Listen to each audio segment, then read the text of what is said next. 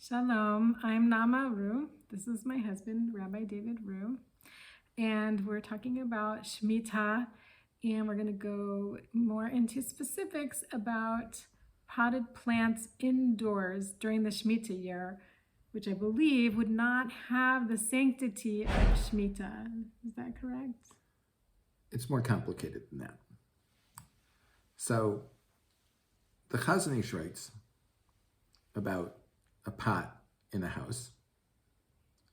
והיכי שהעציץ בבית, if the pot is in the house. תמצי לומר דזורע בבית דרבנן, and if, as we have basically accepted, that planting in the house is a rabbinic prohibition, יש לומר דבעציץ שאינו נקוב, we can say with a pot without a hole in it, לא גזרו, they made no decree. כיוון דגם בזורע אינו אלא דרבנן, because planting in a pot without a hole in it is also only a rabbinic prohibition. ואחרי שכבר הורה זקן הפאת השולחן, and because the elder, the הפאת השולחן, is already paskin this להקל, to be lenient in it, אף בזורע בבית, even if you're only planting in your house, המיקל בעציץ שאינו נקוב בבית, יש לו במה לסמוך, that one who plants in a pot in his house, he has what to rely on. So, what this is based on is the Yirushalmi in Orla.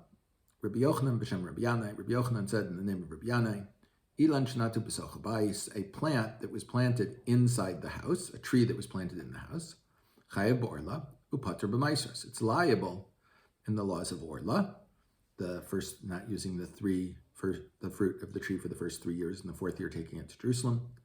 But it's exempt from separating Trumas and Maisus from it.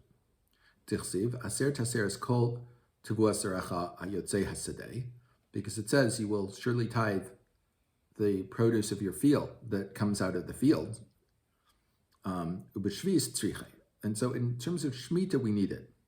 Tichsiv, v'shav saha aret shabas l'Hashem. In one pasuk it says the land will rest.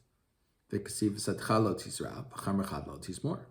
And the other it says that you will not plant your field and you will not prune your vineyard. So now remember their houses didn't have floors, dirt floors. You're planting in the house, you're planting in the dirt floor. So if you're planting in the dirt floor, it's the land that's working. And so that would be a problem. But it refers both to the land resting and to the field resting. So we don't know which is the operative factor, whether it's the land or the field. So the Yirushalmi leaves this as we don't know. Now, Rabbi Lichtenstein had a very interesting svara in terms of a potted plant in a house. He said, the pasuk of Sedcha lo tisra v'karmacha lo tismor, that you will not plant your field and you will not prune your vineyard, doesn't apply in a house. It's not the field, it's not the vineyard. And in terms of v'shav sahar et shabas laHashem, the land resting, in this case, the land is resting because it's not connected to the land. It's in your house. So he said there should be no problem. So both the Chazon Ish and Rabbi Lichtenstein, and it seems almost everyone that I've ever seen, if not everyone that I've ever seen, writing on this issue, is lenient with a potted plant if there is no hole in the bottom of the pot, or if there's a plate under the pot. And there's one other thing. How do we define a hole in a pot? How large does it have to be? Is a microscopic hole a hole?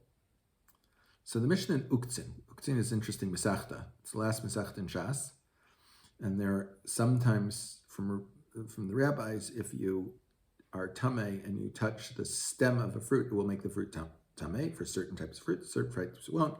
So Uktzin deals with which stems will and which stems won't, and how you learn and so on from this. So the Mishnah in Uktzin says, Acitz nakov, eino machshir es zeraim, a plant in a planter that has a hole connecting it to the ground. If it gets wet, that doesn't allow the things to become tummy. Produce can only become tummy once it's been wet after it's been separated from the ground. So since there's a hole in the pot, so it's still considered separated, connected to the ground. Eino nakiv machshir es zeraim. And if there's no hole in it, and it gets wet, then all the fruits and vegetables growing in it can become tummy. Kama hu shir shel nekev. What is the size of the hole? Wait, tameh means? Impure.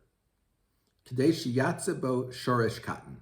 Enough for a small root to go through it. What's a small root? The Rambam says, "Acitz nakuv hari ha'aretz." A pot with a hole in it is like it's in the ground. V'kamahi benekev kadei shoresh cotton, and he says the exact thing. And what's the size of a hole? The size of a small root. Vu pachot mikazais, and this is smaller than an olive. He hasn't said how much smaller, but certainly if you can pass an olive through the hole or an olive pit through the hole, it's large enough. So the Chazon Ish is bothered by this whole thing because we don't. How much is this? Smaller than an olive. A millimeter is smaller than an olive. I don't know. What is it? And if you look at roots, there are some roots that are very, very small.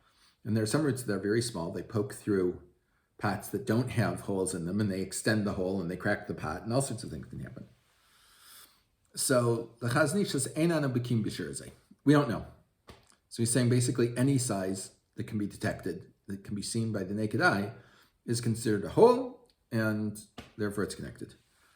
So everyone agrees that if you put a plate under the pot, as long as it's not pottery is a problem because pottery comes from the earth, so it's like the earth.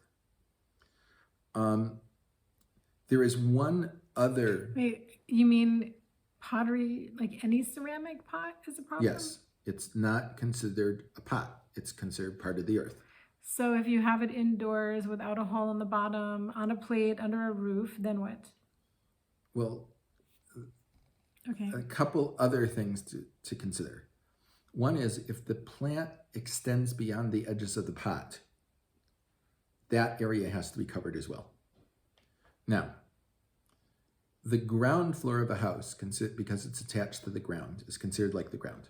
It has a roof over it, so you have to have something under the hole, under the pot, under the leaves, and so on. Otherwise, it would be a problem. However, second floors, third floors, anything above that is not considered as if it's connected to the ground. So a pot, even with a hole on the second floor, wouldn't be a problem. And even if the leaves extend beyond the edges of the pot, it wouldn't be a problem. So these are the considerations. So let's quickly say what potted plants you can deal with if there's no hole in the pot and it's not a pottery pot, or it has a hole and you've got a plate under it, and the leaves don't extend beyond the edges of the pot, then you can do whatever you want on the ground floor of your house. If you're on the second floor, you can do whatever you want, and it's not a problem. And, okay, the thing about pottery, like plastic, is that what you're assuming? Like, no, plastic is fine. Okay, but plastic comes from the earth, but also... All right, fine. Plastic is a new material. What the Chachamim were concerned about is that pottery, when you plant things in pottery, it breaks it, the roots go through it, all sorts of things happen. And for many halachic purposes, pottery is unique. It's unique in the way it becomes tameh. It's unique in all sorts of different things. And it is considered, it's called, things that come from the ground.